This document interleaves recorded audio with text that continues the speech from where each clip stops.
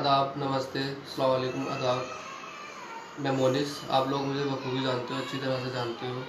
हम लोग जो बहन के साथ हुआ, अभी तक आपने मीडिया से सुना और मीडिया से देखा सब काम। अब मुझे मजबूरन लाइव आना पड़ रहा है। लाइव इसलिए आना पड़ रहा है कि मेरे साथ मामा मामी मेरे हैं, वो मेरी बहन थी राबिया, और मैं ही उसका सब कुछ करने वाला हूँ इस वक्त। ठीक है, क्योंकि घर में इनका बेटा या बेटी इस काबिल नहीं है। जो कमाने वाली थी, घर का सब कुछ गुजारा करने वाली थी, वो राबिया थी। अभी 4 महीने उसकी जॉब को हुए, वो ख़त्म हो गई। ठीक है, उसके साथ जो लोगों ने किया, इतना घिनौना अपराध किया, उसके साथ कुछ लोग उसमें शामिल हैं, साजिश है। और ये एक छोटी साजिश नहीं है, ये बहुत बड़ी साजिश है। लोगों को लगता है कि हम मतलब सच नहीं बता पा रहे हैं। मैं आपको आज पूरा खुल के सच बताऊंगा और यहाँ पे बताऊंगा। इसकी बताने की वजह है क्योंकि लोग गुमराह कर रहे हैं हम लोगों को भी, पुलिस वाले भी हम लोगों को गुमराह कर रहे हैं। हम अगर जाते हैं, सूरजकुंड थाना हरियाणा में पड़ता है, हरियाणा वाले कहते हैं कि आप यहाँ आओ दिल्ली, दिल्ली वाले कहते हैं कि हम इसकी तहरीर नहीं लिख सकते क्योंकि हरियाणा लाश जो मिली है वो हरियाणा में मिली है। अब हम परेशान इस बात को लेकर के कि हम हरियाणा जाएँ या दिल्ली जाएँ। हरियाणा सरकार भी हमारे साथ नहीं है, दिल्ली सरकार भी हमारे साथ नहीं है। आप लोग हमारे साथ हो, साथ दे रहे हो, हम मुझे पूरा यकीन है कि आप लोग न्याय भी दिलाओगे, न्याय मिलेगा। लेकिन बात यहाँ आती है कि हम करें तो करें भी। ठीक है, हमें कहीं भी तरीके की मामी इतने परेशान है कि इनका कहना है कि जो राष्ट्रपति जी हैं या तो इनका साथ दें, साथ नहीं दे सकते तो उनको इच्छा मृत्यु। ठीक है, हम लोगों को इच्छा मृत्यु, अपनी मर्जी से मरने की इजाज़त दें। ठीक है, क्योंकि कानून के दायरे में रह के हम सब कुछ चाहते हैं, हम खुद को भी करेंगे। संगम बिहार में इस वक्त हम प्रोटेस्ट वगैरह कर रहे हैं। अगर जो भी लोग हमारी मदद करना चाहते हैं, संगम बिहार पहुँचे। मतलब एक चीज़ यहाँ समझ में नहीं आ रही है कि इस केस को उलझाया जा रहा है। जैसे बड़े लेवल तक के लोग, जहाँ लड़की काम करती थी डीएम कार्यालय में, वो लोग भी इसमें इन्वॉल्व हैं। ठीक है, कोई भी हो सकता है, छोटे लेवल से बड़े लेवल तक, उसकी पूरी निष्पक्ष जांच होनी चाहिए। दिल्ली पुलिस हमारा मुकदमा नहीं लिख रही है, दिल्ली पुलिस हमारा मुकदमा लिखे। अगर आप लोग चाहें तो ये हो सकता है। सब चैनल वाले आ रहे हैं, रोज एक ही सवाल, कैसे हुआ कैसे हुआ, सबको मालूम है कैसे हुआ है। अगर नहीं मालूम है तो मैं आज आपको बता देता हूँ, पूरी तरह से पूरी बात बताऊंगा। मम्मी पापा यहाँ शामिल है, सब बात में पूछूंगा। एक रिपोर्टर की तरह आज मैं अपने माँ बाप से बात करूंगा। मेरे माँ बाप हैं, वो मेरी छोटी बहन थी। उसके बाद में अपना दिल पक्का करके आप लोगों के आगे हाथ जोड़ के मैं सब बात आपको सच बताऊंगा जो भी थी। क्योंकि सर बदनाम करने के लिए, आप लोग सब देख रहे हो, बदनाम करने के लिए कुछ भी किया जा सकता है और कर रहे हैं लोग। ठीक है, बदनाम करने के लिए कर रहे हैं। लड़की को मरने को मर गई, यकीन मानिएगा। मेरी बहन थी, जिस वक्त उसके जनाजे को नहलाया जा रहा था, गुसल दिया जा रहा था, जब उसके बदन से कपड़े उतारे गए, वहाँ पे नहलाने वाली जो लेडीज़ थी, क्योंकि जेंट्स कोई भी नहीं जा सकता, लेडीज़ ने जब वहाँ पे देखा, खुद उसकी माँ वहाँ मौजूद नहीं थी, लेकिन देखने वाले वहाँ थे मौजूद। मेरी माँ, मेरी अम्मी, मेरी वहाँ मौजूद थी। लड़की की बुआ है वो, मैं फुफेरा भाई। ठीक है, वो मेरी बहन थी, वो मौजूद थी वहाँ पर। उन्होंने देख के चक्कर आ गया था उनको। क्यों? क्योंकि मैं आपको बताता हूँ, आज मैं बिल्कुल सच बताऊंगा जो भी चीज़ है। उसके यहाँ से चाकू घोंपा गया मुँह से, और यहाँ को चाकू निकाला गया। ठीक, पहला चाकू यहाँ से घोंपा, यहाँ को निकाला गया। दूसरा चाकू उसके यहाँ मारा गया, सीने पे यहाँ भी मारा गया। गर्दन पूरी अलग कर दी गई थी, पीछे से गर्दन इतनी जुड़ी हुई थी, इतनी गर्दन उसकी जुड़ी हुई थी, पीछे से सब कुछ काट दिया, पूरी गर्दन अलग। ठीक, उसके यहाँ पर इस जगह चाकू घोंपे गए थे। बचाने की उसने कोशिश की थी, उसके चाकू उंगलियाँ यहाँ से कटी हुई थी। ठीक है, पूरे फोटो वगैरह जितने मिले मैंने सोशल मीडिया पर डाले, उससे ज़्यादा हम कुछ नहीं कर सकते थे। चाकू घोंपा गया, उसके दोनों ब्रेस्ट को काट दिया गया था पूरी तरह से। ठीक है, जिस छाती को पी के ये लोग पैदा हुए, जिस माँ के दूध को पी के पैदा हुए, उसी चीज़ को इन्होंने काट दिया। अल्लाह अपना रहम करे। मतलब इन लोगों ने इतने ज़्यादा बुरे थे कि मैं अपनी बहन के बारे में मैं बता रहा हूँ, माँ बाप के ऊपर क्या बीती होगी आप लोग खुद देखिए, क्या इतनी बड़ी बात थी।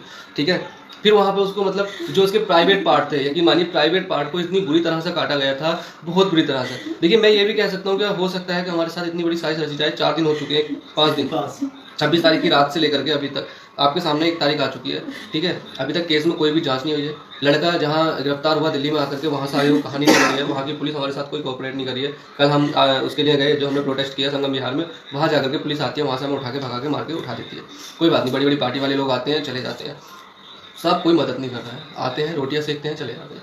बस मैं आप लोगों से इतनी गुहार करना चाहता हूँ कि जो सच है, सच का साथ दे। लड़की को बदनाम करने की पूरी कोशिश की, अब जो है उसका मैरिज का या जो भी है, ठीक है, वो नहीं, अभी तक कोई एविडेंस हमें मिला है। हमारे पास कोई ऐसा एविडेंस नहीं है जिससे साबित हो कि शादीशुदा थी। उसको बदनाम करने के लिए सब किया गया। ठीक है, लेकिन उस लड़के ने कहा कि वो मेरी पत्नी थी। उसके अलावा उसका गैंग रेप क्यों हुआ अगर पत्नी थी तो? ठीक, अगर करा तो इतनी बुरी तरह से किया जाएगा, उसके अंगों को काटा जाएगा, प्राइवेट पार्ट्स को। आप लोग खुद देखिए कि कम से कम 50 जगह, यकीन मानिए 50 से ज़्यादा जगह उसके। देखिए, हमारे यहाँ एक चीज़ है, कुछ भी हो जाए, उसको नफ्स नाबूद, शरीर को ख़त्म तो नहीं किया गया ना, शरीर आज भी मौजूद है, कब्र के अंदर मौजूद है। यकीन मानिए आप, अगर अल्लाह माफ़ करे, बस उसके साथ जो हुआ सो हुआ। अगर आपको लोगों को सच ही पहुंचाना है और मुझे न्याय चाहिए, उसको फांसी तक पहुंचाओ, तो कब्र के अंदर से भी शरीर निकलवाने के लिए मैं तैयार हूँ। गुनाह मिलेगा, गुनाह नहीं, लेकिन उस लड़की को न्याय मिलेगा।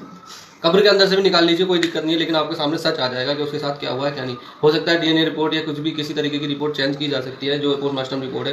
तो आप लोग हमारी मदद करें जितना हो सके। वकील हम हायर नहीं कर सकते हैं, लेकिन आप लोग वकील जो भी हैं जहाँ मौजूद है, वो लोग वहाँ से इस केस को अपनी पैर भी अपने हिसाब से कर सकते हैं।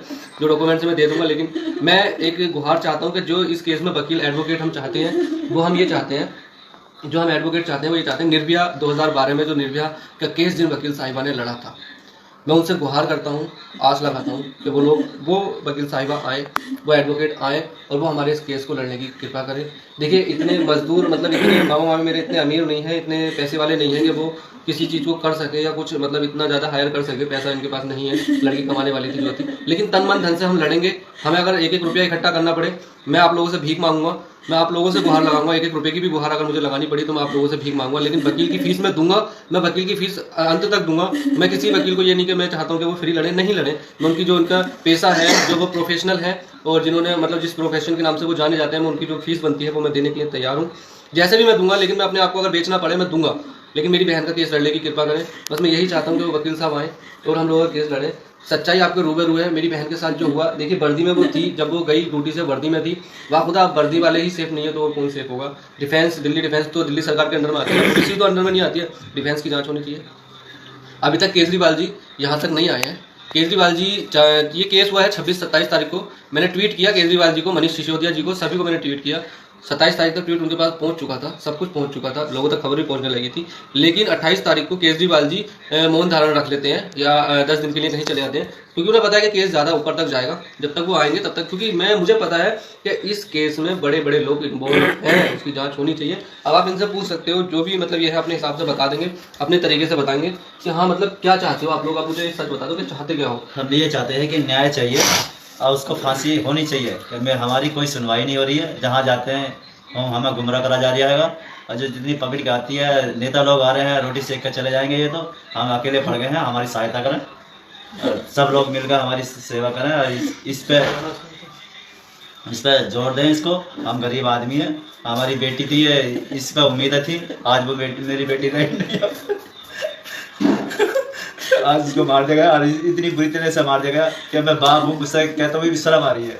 तो मैं आप लोगों से यही चाहता हूँ, आपका साथ होना चाहिए और आप उस मुकाम पर पहुँचा दो जो उसको फांसी हो जाए। मैं राजा की मम्मी हूँ। मैं यही चाहती हूँ कि जो निर्णय वकील हैं वो यहाँ आए और मेरी इस दास्तान को सुने और सब मेरे साथ मिलकर मेरा साथ देना ही। मेरा कोई साथ नहीं दे रहा, ना मेरी कोई सुनवाई के दे रहा है कि न पुलिस वाले, न कोई नहीं मेरा साथ दे रहा कि आप सब मेरे साथ दो, क्योंकि सबकी मेरी ये बेटी सब पूरे हिंदुस्तान की है। अब तो कि जब तक जिंदा थी, जब तक मेरी थी, जब अब तो पूरे हिंदुस्तान की है वो बेटी मेरी। कि जो भी है वो वकील यहाँ पे आए और मेरी ये दास्तान सुने और मेरे घर पे आके मुझसे पूछे तो सही। जो भी आते हैं पूछताछ के चले जाते हैं, कोई सुनवाई मेरी नहीं कर रहा, ना मेरी सुनवाई हो रही है। तो ये ऐसा क्यों हो रहा है मेरे साथ में, कि क्या वजह है बताओ। मैं कुछ समझ नहीं पा रही हूँ कि जो मेरी सुनवाई हो ही नहीं रही है, गुमराह बिल्कुल हो रही है। तो मुझे यही इंसाफ है कि हाथ जोड़ के मैं माफ़ी मांगती हूँ सबके आगे कि मेरा साथ दो और मुझे इंसाफ दिलाओ कि जो लड़की की CID की जांच है वो करवाओ, CBI की जांच है वो करवाओ आप, और मुझे इंसाफ दिलाओ कि उनको फांसी पे चढ़ाओ। मैं हाथ जोड़ के आपके सबके सामने माफी चाहती हूँ।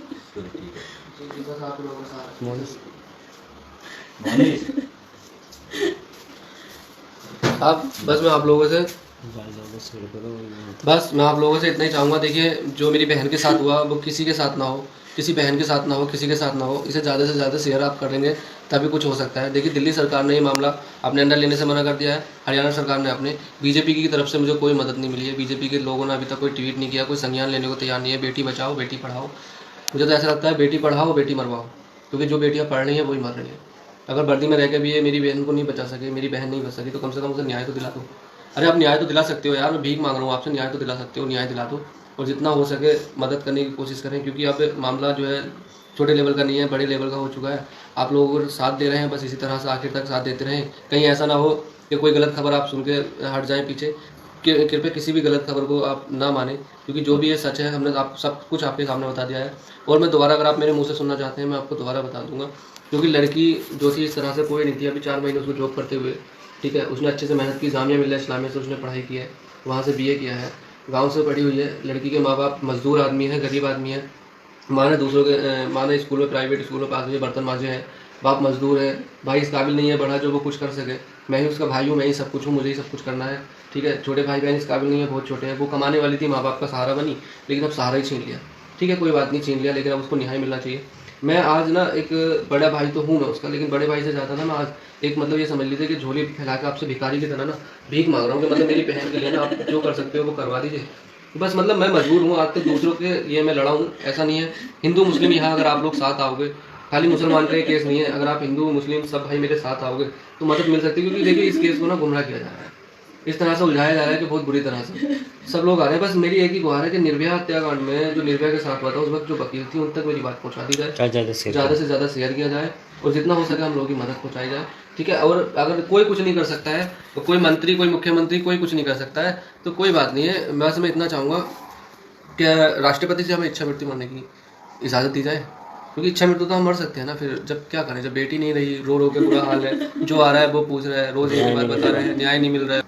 मेरे काशीपुर वालों, बस मैं आपसे एक ही बात कहूँगा, काशीपुर तो मेरा अपना है, मैं काशीपुर का रहने वाला हूँ, ठीक है। मेरे काशीपुर वालों, उत्तराखंड वालों, यूपी वालों, ये सब तो अपने हो गए, ठीक है। परिवार यूपी का, मैं भी यूपी, उत्तराखंड दोनों, ठीक है, एक ही जगह है। आप लोगों से गुहार कर रहा हूँ, आप लोग सामने आ जाओ। बेटी आपकी थी, मर जीते जी तो वो हमारी थी क्योंकि हमें करना था, मरने के बाद वो आप लोगों की भी है, सबकी बन चुकी है, देश की बेटी बन चुकी है। राबिया का सहयोग दें, राबिया का साथ दें। देखिए जो आज मेरी बेटी के साथ हुआ, मेरी बहन के साथ हुआ, किसी के साथ ना हो, बस मैं यही चाहता हूँ। और ऐसा तभी होगा जब आप लोग सामने आओगे। केस को रोज़ ऐसे केस बनेंगे, रोज़ दफनाए जाएंगे, रोज़ बनेंगे, ये तभी रुक सकते हैं जब आप साथ दोगे।